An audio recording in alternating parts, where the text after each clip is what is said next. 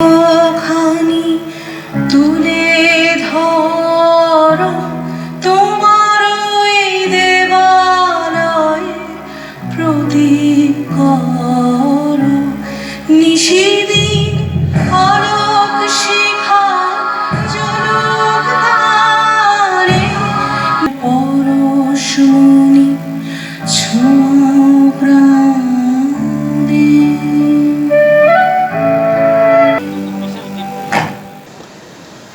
উপপরিচালক স্থানীয় সরকার বরিশাল আমাদের অধ্যাপক ডক্টর জ্যোতির্ময় গুহ ঠাকুর তার উত্তরসূরি, তার কন্যা অধ্যাপক ডক্টর মেঘনা গুহ ঠাকুরতা, তাকে আমরা মঞ্চে আহ্বান করছি। সেই সঙ্গে মঞ্চে আহ্বান করছি জ্যোতির্ময় দি প্রফেসর, তথ্যচিত্রটি যিনি নির্মাণ করেছেন তাকে সবার সাথে একটু পরিচয় করিয়ে দেওয়ার জন্য করছি। প্রামাণ্য চিত্র প্রদর্শন বাস্তবায়ন কমিটির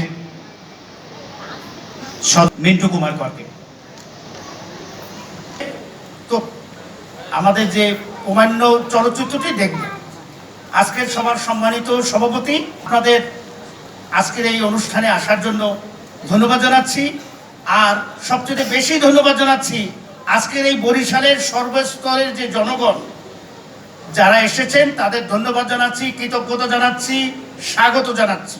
আমি একটা কথা বলে আমার কথা শেষ করব, সেটি হলো যে আমি আজকে একটা ইউটিউবে একটা বিষয় দেখতেছিলাম। আমরা সবাই জানি যে মাননীয় প্রধানমন্ত্রী জননেত্রী শেখ হাসিনা 1941 সালে উন্নত বাংলাদেশের পরিকল্পনা নিয়েছেন।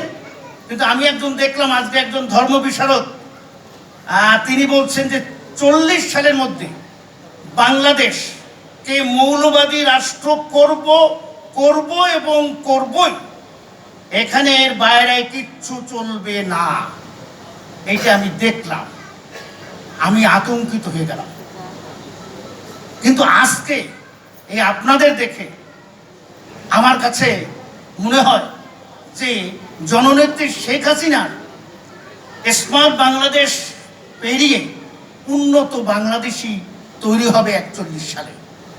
তার 40 সালের যে বাসনা, সর্ব বাংলাদেশের হিন্দু, মুসলিম, বৌদ্ধ, খ্রিস্টান সহ আমাদের যারা আদিবাসী আছে, যে লক্ষ্য উন্নত বাংলাদেশের রূপান্তর করব এবং করব। জয় বাংলা, জয় বঙ্গবন্ধু।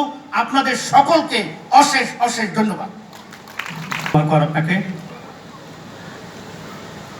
বিভাগের সাবেক চেয়ারম্যান অধ্যাপক ডক্টর মেঘনা গুহ ঠাকুরদার কাছ থেকে আমরা কথা শুনব।